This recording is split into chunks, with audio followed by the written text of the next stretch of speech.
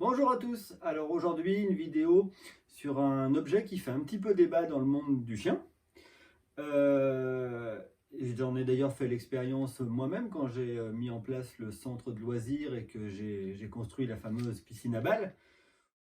On m'a souvent posé des questions concernant justement les balles de tennis. Une balle de tennis, c'est ça. Enfin là, c'est des effets spéciaux, hein. Une vraie balle de tennis, c'est ça. Alors l'idée aujourd'hui n'est pas de parler du jeu de lancer-ramener, mais vraiment de la balle en elle-même. La balle de tennis, comme vous la voyez ici, elle est entourée de tout un tas de mystères finalement, voire de légendes urbaines. J'ai entendu dire qu'il fallait absolument les percer pour faire évacuer le gaz, puisque le gaz qui était à l'intérieur pouvait être très dangereux pour les chiens, voire même mortel. Alors qu'en fait, là-dedans, il n'y a que de l'air. De l'air, voire de l'azote, mais il faut savoir que l'atmosphère, qui est autour de nous, est composée à presque 80% d'azote. Donc il n'y a aucun souci là-dedans.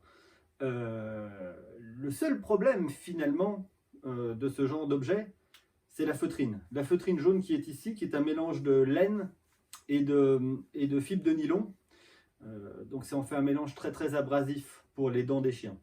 Donc si vous laissez les balles à vos chiens ou à votre chien et qui passe ses journées à la mordiller, à la mâchouiller, petit à petit ça va lui user les dents, ça va lui user les mailles et c'est vrai que de ce point de vue là, c'est pas terrible.